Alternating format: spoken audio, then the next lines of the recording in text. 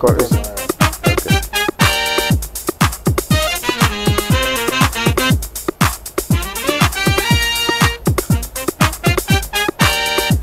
day. It's time for 60 Minutes Nigeria. I am Abiodun, Mudasiru. The new governor of Edo State, Mr. Mudasiru, was sworn into office on Saturday last week. The ceremony, which was held at Samuel Stadium in the city, also witnessed the swearing in of Mr. Philip Shuaibu as the deputy governor. As expected, the swearing-in ceremony raised expectations among the people, with some identifying areas where the previous administration of Adams Oshiomhole did well, and areas where the administration did not do so well.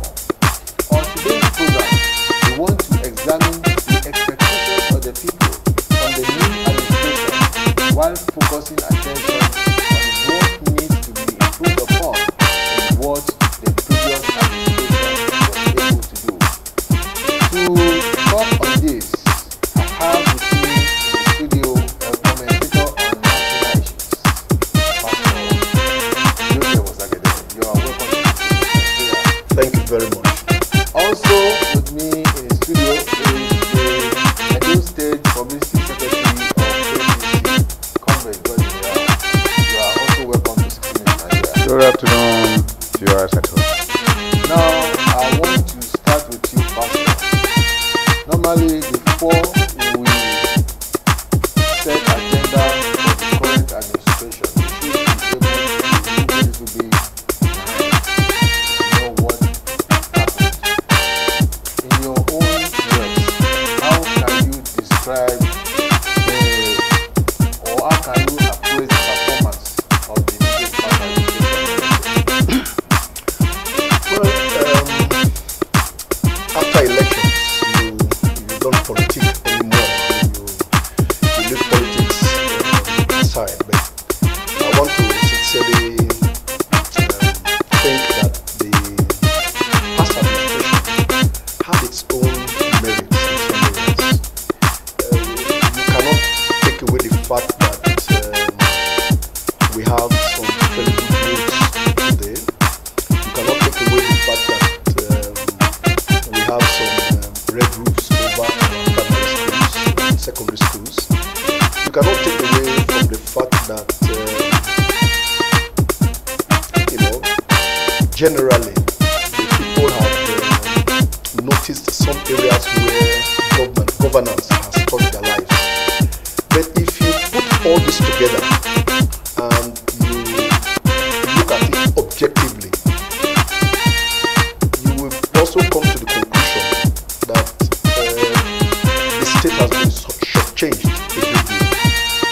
I use that word shortchanged in the sense that the roads that we are even talking about, that we have seen some measure of improvement. If you look at the costs, to date, most of them are in utmost secrecy. You cannot tell exactly how much has been expended on what road project. If you look at the red roofs, sometimes I tell people, I said, let us imagine that Comrade Adams Oshiomhole was the president of the country, and a governor in a state like Edo who was collecting 60% from him at the federal level was doing renovation of schools, putting the red roofs over schools. Will he, Adams Oshiomhole, not put his signboard there that he owns 60% of this project? Because he did. Because of that desire to show the people that this is my project. But the federal government did not come out to say, oh, we have 60% of this job that you are seeing here. So I think that if credit is to be given for the red roofs, we must give more of the credit to the PDP federal government and to the local government who also contributed to the red roofs as much as the state also contributed. Now, having said all that, I have areas where the state did not do well at all. We'll come to that. Now, Comrade Iran. What one? gave pass mark in some areas and he expressed some reservations in some areas. What is your take? Well, I salute my brother for his maturity and objectivity. Like he said, the campaign is over, and therefore we are facing reality. After accepting the fact that the APC government did well in the area of road rehabilitation and reconstruction, we talked about the inflation of the contract for the projects. Well, that I don't have any evidence to prove or accept what he has said. But what's important is that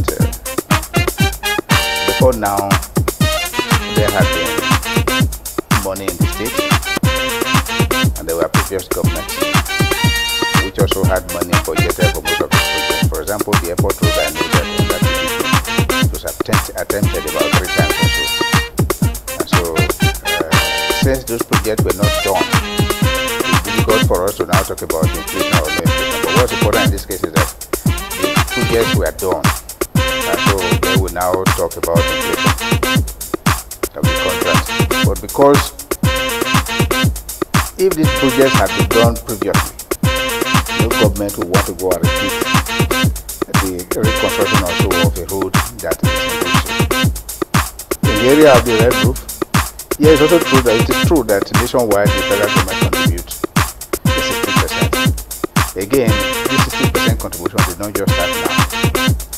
It started long ago, long before the APC government came in. And yet, there was really nothing to show for it. That is why the government of APC led by Governor Shomole deserve credit in all areas. And therefore, we commend him. Let us forget about our quarrel over prices or who contributed it. If you pass the money from federal to a state and the state didn't manage it well, and the previous government didn't, then they'll be going to show for it. But now, the state government that was in charge of the management was disciplined enough to have been able to manage it very, very well. And so there are things, there are projects to show for it. For that, we'll remain very, very, very grateful. I also agree that there are some areas that are left, but what's important is that we are moving forward. You have said that the government touched the life of our people, and I thank you for that. And I know that those people will be happy that even somebody introduced you as a public affairs manager, but as a PDP man, I know you were able to acknowledge the way that the APC government did something, which is good enough. And so I don't think we have any more disagreements in this area. Now, Pastor Fagede, let's talk about the health sector. Which aspect of this sector is the former administration well that you want the current administration to do? Well, it's very difficult to say what the previous government did not do that I would like this administration to do, because they are one and the same. The birds of same feather that flock together can hardly disagree with each other or can hardly make any meaningful impact where the other has failed. That is your opinion. My candid opinion, and I'm here to express my opinion, not yours, not that of ITV either. No. I must have my opinion, of course. Okay, go ahead. Yes. Feel free. So now you mentioned health, and what readily comes to mind is that big bogus building that we are seeing on Sapele Road that the president came to commission. And I was following your news yesterday where your reporter said the place is under lock and key. Now, why do we need to deceive each other? Why do we need to deceive Edo people? If beyond that building, if you go into a specialist hospital, my dear brother, it's in total decay. The facilities are dilapidated. Why don't you put Edo people's money into renovating and upgrading the facilities that are there? Now you have built a big bogus building. The cost nobody can tell. And then you went and hired some equipment and put on at the basement, and you led in the president to see them as though the place is functional.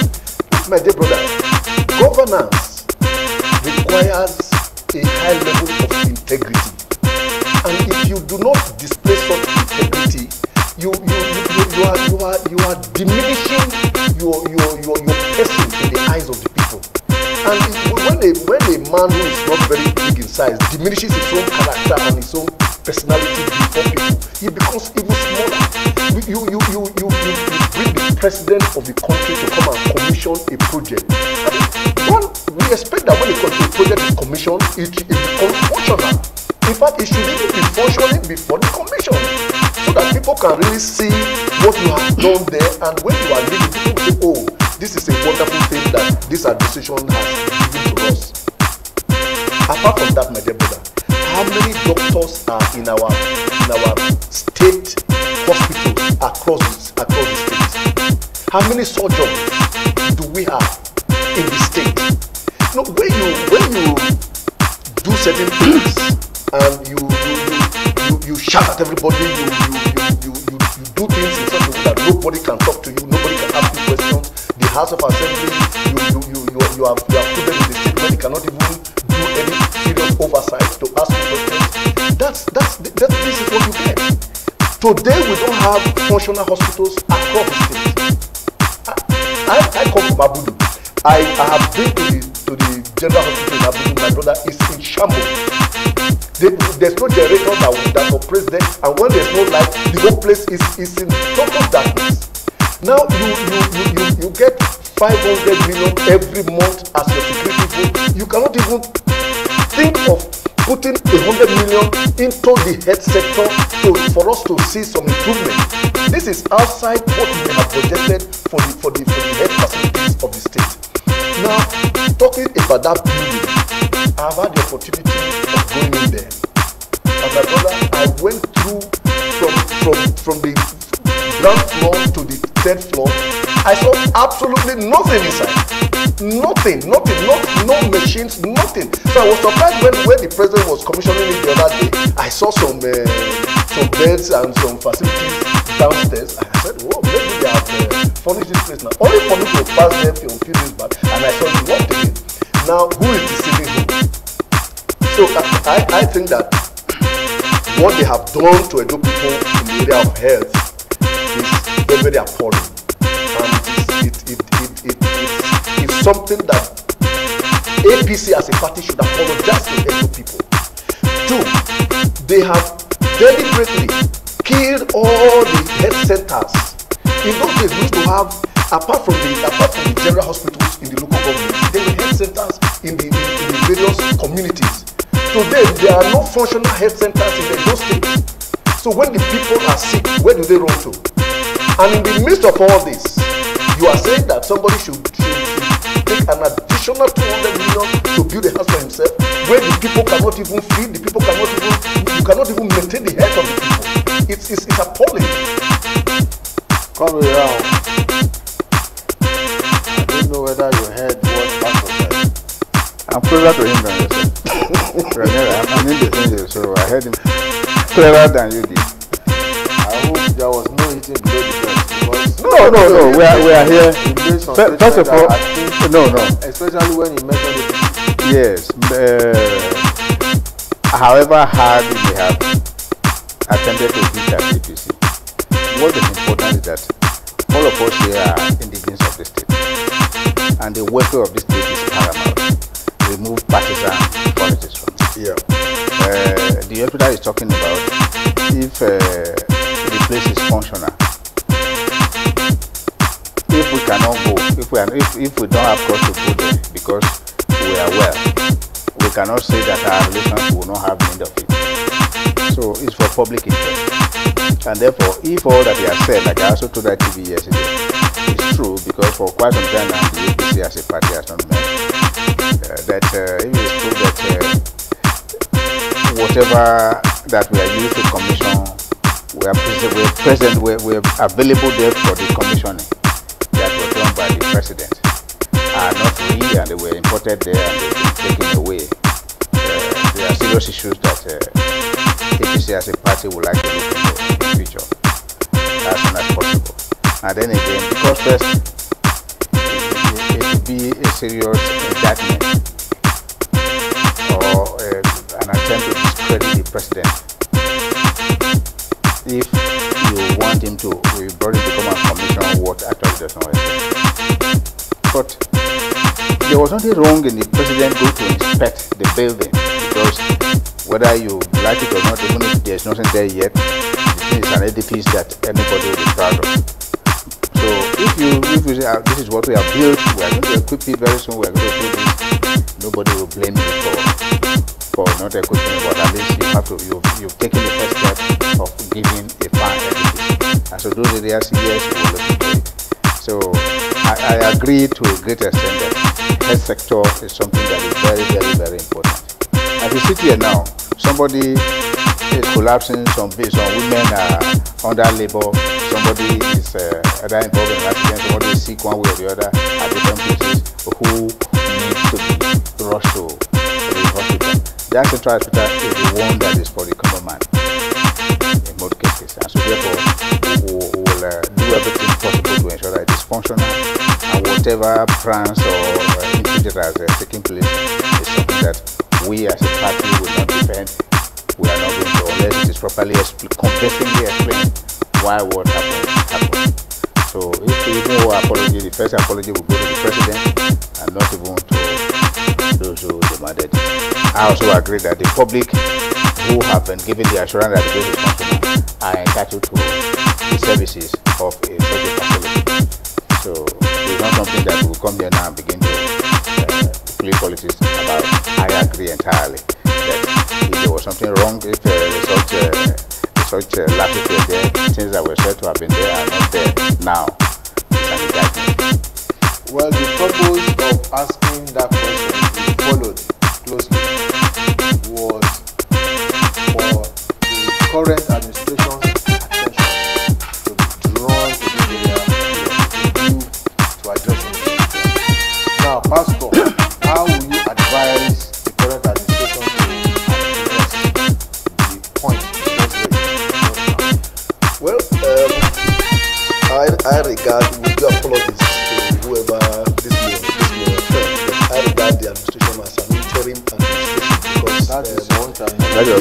yes, because there is a case before the tribunal, and I don't want to go into the details or the merits of how they got there, and let alone being in a position to be advising them on what to do, because it's to my mind it's an interim management.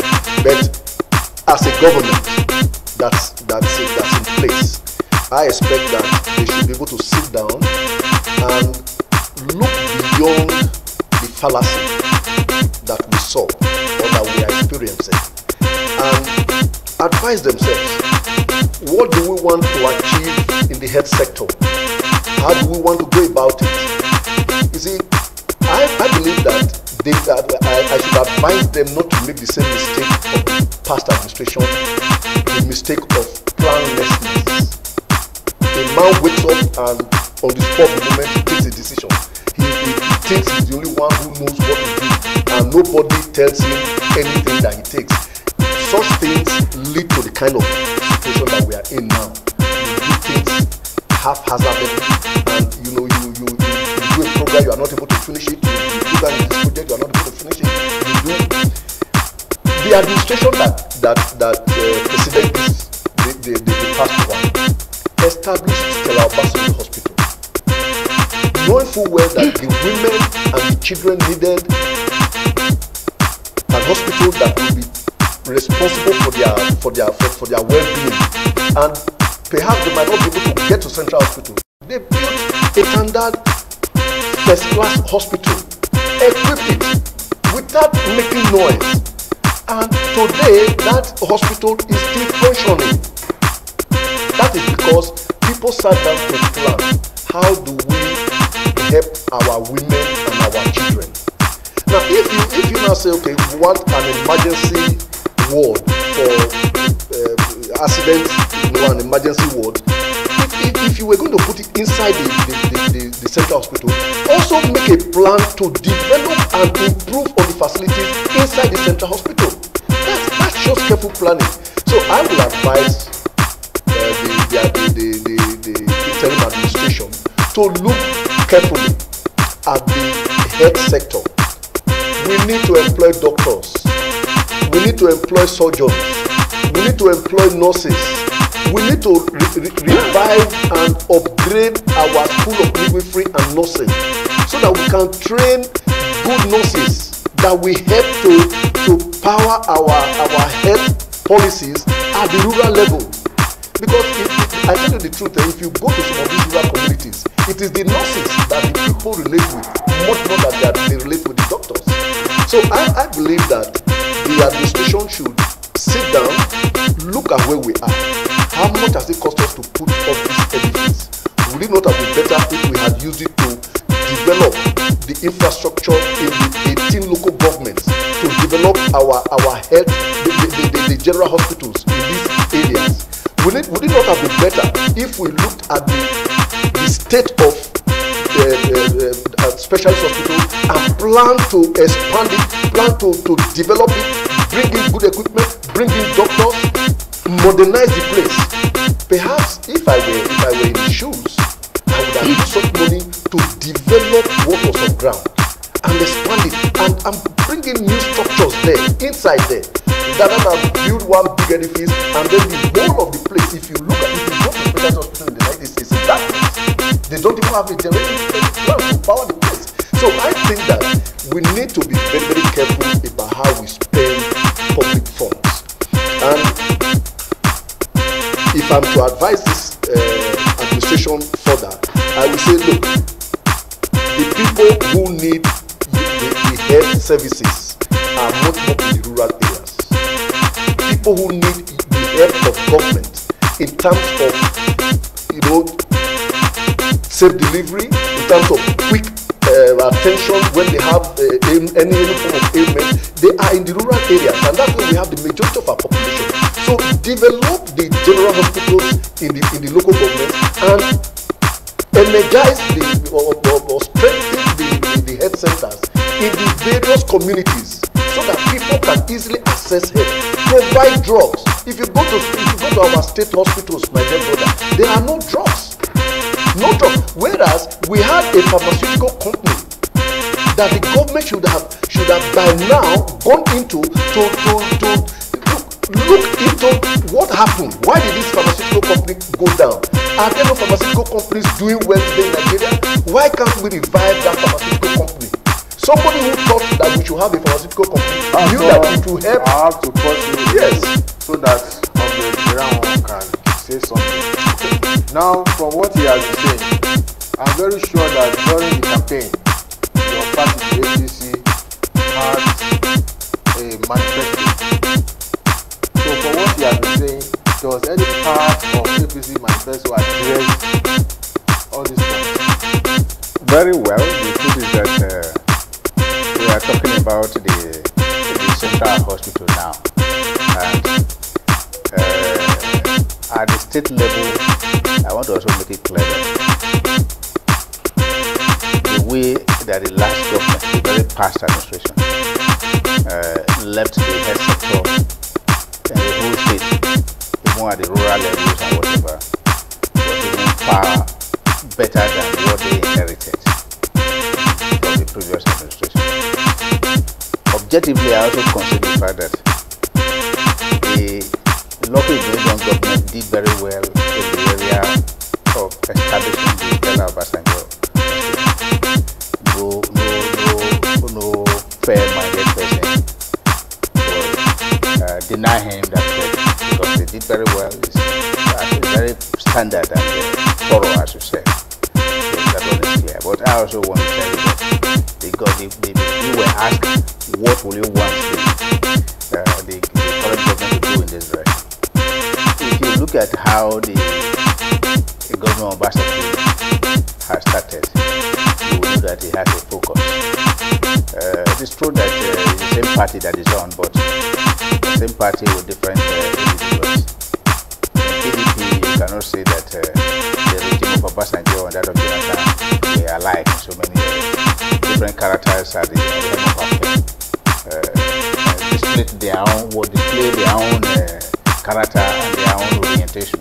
So we are very confident that good as the performance of the past governor was, the present one will do much more better because of his orientation and because of his focus and upbringing. And therefore we are assuring the people that yes, the rural hospitals, the maternities, the health centers will be improved upon by this government party led. We are very, very sure of that. And then whatever that is even lacking now in the new ultra-modern central hospital will be provided in the next few weeks.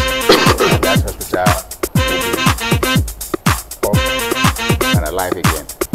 So we assure you the people of that. But any area where there are lapses that we may not even have known, we'll be very happy to receive constructive criticism, some information. Most of what we have said today now are useful because the difference between us and some of that government, we are very responsive. We listen to criticism. And when you tell us that when you tell us, oh, this thing you are doing is not supposed to be like this, for as long as you find that you are objective and you are saying so in the interest of the public, not because you are interested in taking over government, we will listen attentively and work with it. So I thank you very much for some of your advice. Thank you. Now, Pastor, what about the area of education? Well, education, I think we have spoken much about education. We started with the red roofs. But beyond the red roof, I think that the past administration failed woefully in the area of education. Let's look at the secondary schools. For 8 years, we did not have one additional secondary school added to the global secondary school that we had. We did not have teachers employed to increase the number of teachers that we had in the secondary schools for 8 years. 3, we did not really see any development taking place in our secondary schools. Beyond that, let's go to the tertiary institution. We saw the students of Mudasiru University protesting recently, and the main issue that they were protesting about was the hike in the school fees. But in the process of talking with the public, they said up to date they don't have any standard lecture halls. So if for 8 years this administration was not able to build any standard lecture hall in Mudasiru University, they were not able to build hostels to accommodate more students, they were not able to build staff quarters to accommodate the staff, then what have they achieved in Mudasiru University? The main hall that is being used there now was donated by Pastor Chris Abiodun. He built it and donated it to the school. That's the main auditorium that they are using to date. Let's leave that alone. Come to Tayo Akpata University of Education, as we now want to call it. My dear brother, if you go there, it's an advanced secondary school. In fact, it's an advanced primary school. There are no facilities, there are no structures, there are no buildings. And look at the staff strength. How many professors do you have there? How many people have PhDs? How many departments do you have? You have not been able to restructure and reorganize the institution. Yet you went to establish an University in Niyamu, and you have built it to world-class standard, and you have commissioned it, and in fact they have done their first convocation. Now, who is fooling who? If you cannot if you said you have upgraded Tayo Akpata University, by the time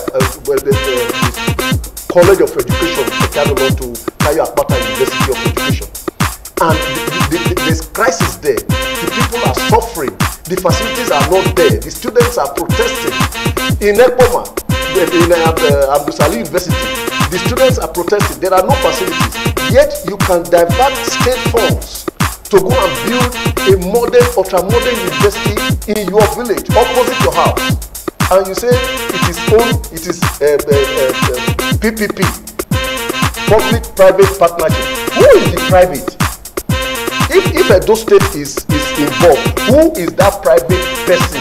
So one man cannot just fool everybody forever and continue to fool everybody and think that he's the wisest man on Mother Earth. If you are to develop education, a reasonable government would have said, okay, we want to upgrade College of Education Academy. We want to make it School of Basic Education and Mudasiru University. So it becomes an arm of Mudasiru University, and you are developing it as a college of education. And this year now, if I were basically, I would make it School of Engineering and Mudasiru University. That is the only way we can know that it belongs to the state. Make it School of Engineering. Move the School of Engineering in Edoma to Inyamo and establish it. And come to Orion and establish School of Agriculture and Mudasiru College of Agriculture, Orion, Abiodun. That's how you know it's a government that really means well. Not to establish Mudasiru University, you establish another university in Abiodun, you establish one another university, where you cannot fund one university properly. What are we? I mean, you see, it's good to be educated. If you do not pass through basic institutions, you may not know how to run governance. My brother is looking at me. I'm just telling you the truth. Pastors spoke at length about education. What is your take on education? Yeah, the fact is that looking at where we are coming from, the education sector in this state was in a very bad state before the coming of the past administration, and therefore we have made some very damn strides. We have made some wonderful improvements. I still agree again, because we are here in public interest, that there are still a lot to be done. I agree entirely that the staff welfare needs to be taken proper care of. Nobody is happy that the AAU, our own premier state university, is not functional the way it ought to be. We believe that it should be taken, it should earn the highest attention of government in the state. Those are areas we will strengthen in the next few years that we are going to be there. And we also believe that when we take over again from ourselves by 2019,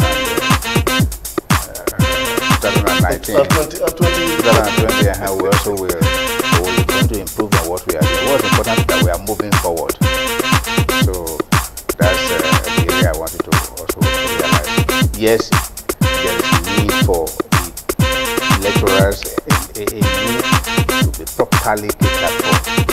There is also need for the Tawi Water University to be realized in full as a university.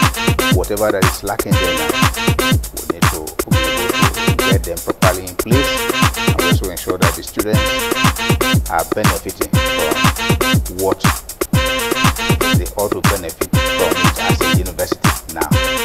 We agree that there are lots to be done. We agree that most of the areas that were to have been handled by the previous government were also not handled. Probably because we didn't have enough funds for everything. And your own analysis on whether or not we should have established a new university or call it campuses of extension of the AAU or whatever. But those are matters of public, of individual opinions. But what's important is that at least that university now is still in the state and doing very well, and everybody is happy about it. But the challenge that you have raised, which is not new to us, because we are already addressing it, that we are going to ensure that the schools that were existing before them are properly upgraded, taken care of, so that AAU become as standard as it ought to be, and the same thing with even the qualified project warrior. We are planning very well for it, and I assure you that the university will not disappoint you. Now, Pastor Sagede, because of speaking the other side, you spoke passionately about the problems in the education sector. Now, what is the panacea? What is the way out? What are the solutions to the problems that you raise? I don't think they have the capacity to find solutions, because the left, right, and center, they are all one and the same. The present interim governor has been the head of the economic team for close to 7 years in this same administration. So he is part and parcel of the problem that we are seeing today, and I don't see him offering anything strange. I was surprised when I saw him visit the technical college. You recall one of my discussion programs here, and I mentioned that technical college. My dear brother, if you go there and see the facilities, then you will shed tears. If you see the facilities that the Canadian government developed and left for us there, that we are allowed to decay. Now, I had said that, look, that place can be turned into a big academy, not only for sports, but also for technical training. Now, if they are serious about education, they should take my advice. One, get the school at Iyamo, the new university in Iyamo, rename it Mudasiru University School of Engineering. Call the one in the Kadolo, rename it College of Education, University of Mudasiru University School of Education, and bring the agricultural department to Orion, and we put funds into this university, into Mudasiru University. That is our state university. How many states in Nigeria have 3 universities? What are we doing with 3 universities when we have not been able to maintain one?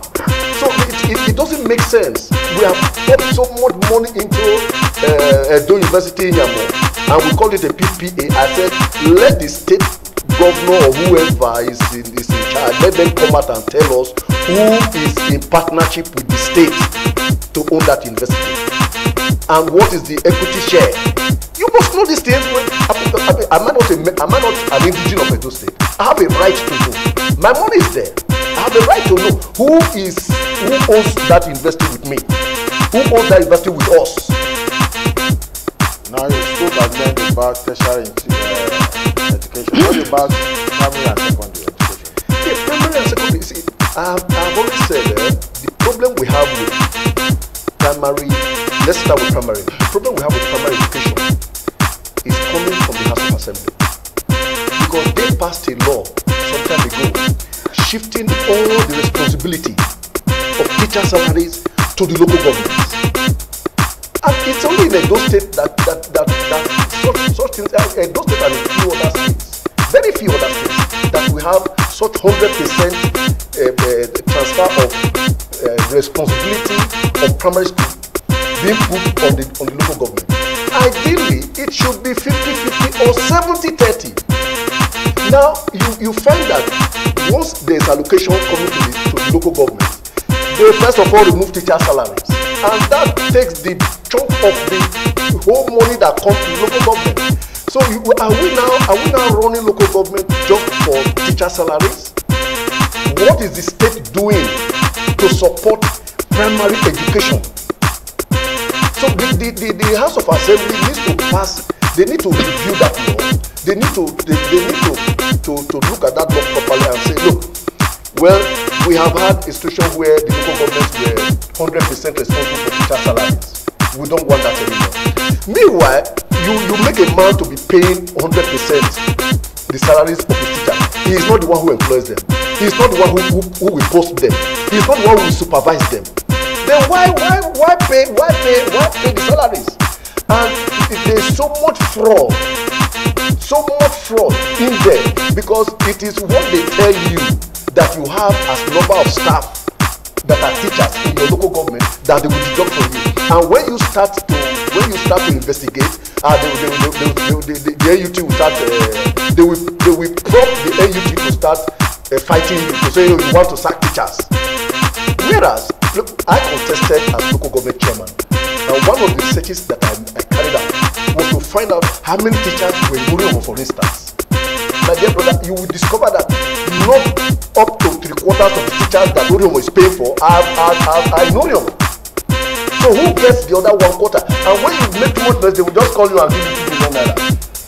As I'm saying it on air, and I know what I'm saying because I have carried out research.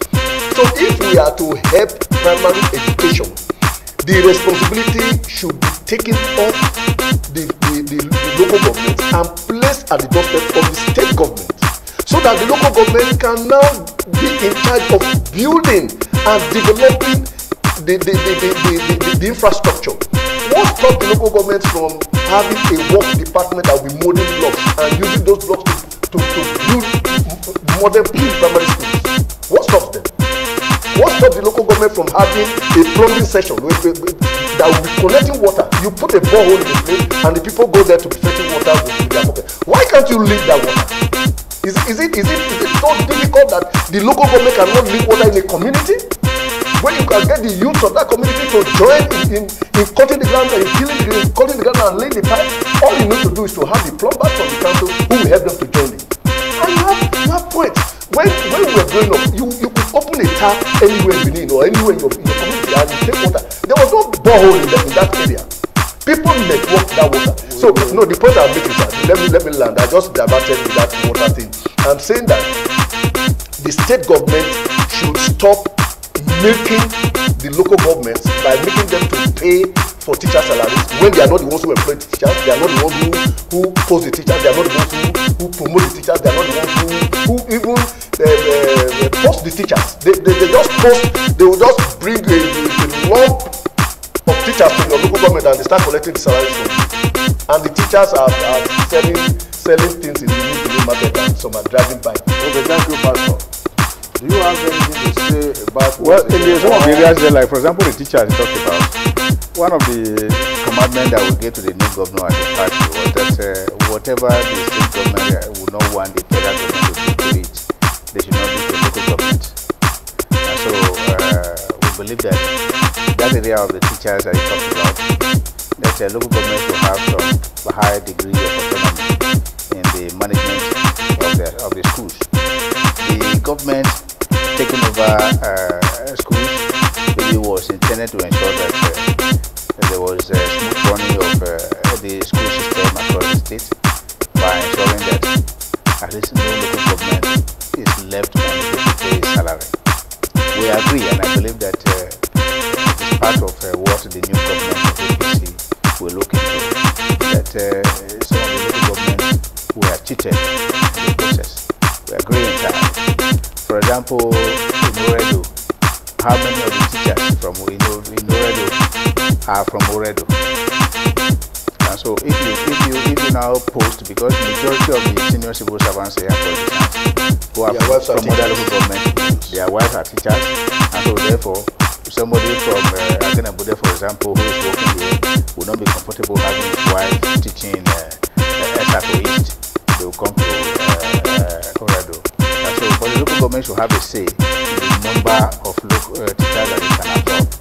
And then if they will now also take from other local governments, then the disbursement of the funds should reflect the fact that this local government harbors more teachers from other local governments, and those other local governments must at least contribute to such funds, so that no local government is left unable to render any other services other than just have some of the drivers from. I know that, like everyone said, even already there were times where even after paying teacher salary, they are left with nothing. In some cases, not even having enough to pay teacher salaries. There are areas that this government surely will look into. We just came in and I'm sure that a lot of improvement will be made in the next few days. But one other area I also want to quickly correct my brother is that we talked about interim. I didn't want to contribute him or even challenge him on calling our government interim. What's important that there's a government in place. You are in court. If you are sure of your case, wait till after judgment. That's why I said interim. Yeah, so what I'm telling you is that you are not the one to declare it interim because the court has successful. You are just talking out of your own desire to remove what is. Now, what I'm assuring you that justice will be done. For us, we are a law-abiding party. We are not going to debate issues that are already before the court of law because they are ours are courts of law, not courts of public opinion. Yeah, but sorry, just to add to that teacher's issue. Well, my take on that. No, we don't have the final take. I'm saying that one way they can come out of that issue is when the state gets its allocation, let them deduct all the teachers, deduct their salaries from there, from the common pool, and then share. But they now share first before each one starts paying the teachers in their local government, and that thing is wrong. Let them remove teacher salaries from the state income, from the one that comes to the state, and then share the local government. I'm sure you are reasoning this because even while you were with us, we were already discussing the need to do it this way. And so what you are saying is not news to us. I aspire to be local government chairman, and I did my research. These are some of the we have to progress on this program because time is fast spent. So now we want to talk about sports. What is your take on sports in the past and your expectation on sports? Well, like I said at the beginning, once elections are over, we don't play politics anymore. So what I'm going to, my advice in sports is not going to be political. Because I've served as a deputy director of sports, I've served as a member of the board of the sports council, so I know what I'm going to do. There is so much to be done in the area of sports, and I can't see this government now having anything to do that will give advice. Give advice. What will you just advise? Just tell them. Don't spread your own pessimism to our viewers. My advice is this: Okpekpe race is a very good sports program, and we must do everything to sustain it. But for us to sustain it meaningfully, we must develop a sporting facility at Okpekpe and turn that place into a training ground for our long distance runners. I have always said it takes 10 years to develop an Olympian. If you develop the facilities today, 10 years time we will be able to raise an Olympian that will come out through that process. 2, Bendel Insurance is the pride and the core of sports in Edo State. For 8 years, this administration, the past administration, did not take it serious to plan how to bring Bendel Insurance back to the premiership division. I have always said it that it takes careful planning and well organized arrangement to bring a team out of relegation to the premiership.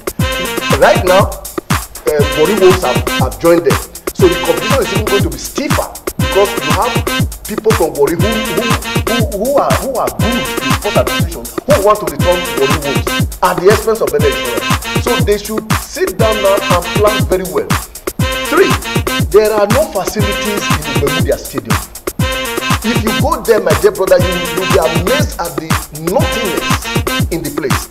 Why should the government allow our sport to decay to that level where there are no training facilities, there are no training equipment, and then you expect that the athletes should be able to do well? So my advice, finally, is that we should reorganize sports in such a way that we will deploy our coaches and our organizing secretaries out of Benin City. 98% of the sportsmen and women are all in the Bermuda Stadium there in Benin. How many do we have in local government? How do we develop the talent in local government? How many coaches are in local government? How many organizing secretaries are in local government? If a serious administration wants to develop sports, they should have just one coach just a coach in each sport at the center.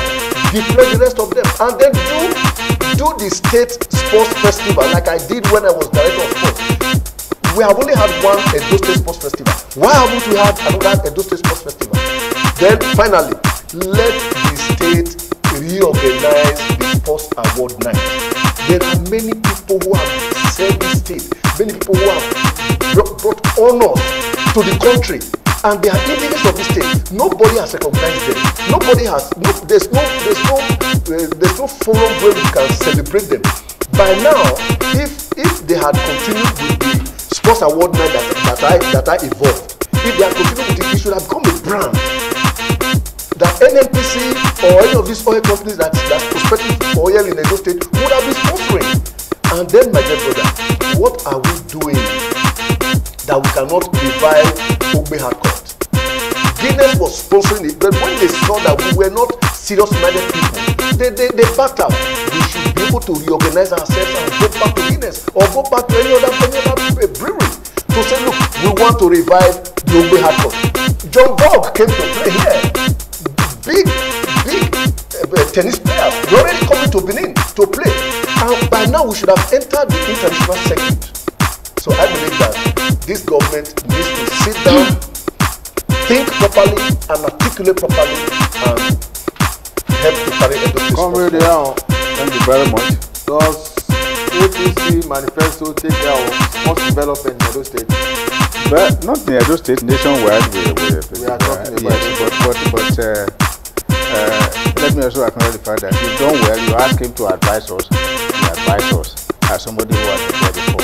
So if my brother, all your advice are noted, this our government that has come to be, that do something very serious about it. We also have plans to ensure that even from our school level, primary and secondary, we start developing sports to ensure that we are able to at least develop our children to become good sportsmen and women. We are doing all that. By the time we spend a year in office, we see the manifestation of some of it. But I also urge you, if there are areas too where we also say, okay, come and be part of this service to the state. Thank you very much. Comrade Gordon Iran, Pastor Joseph Osagede, gentlemen, it's unfortunate that we cannot continue with the program because of the time. So I want to thank you very much for being on the program. And viewers, it's on that note we draw the curtain on this week's edition of 60 Minutes Nigeria. Until same time, we shall be coming your way again.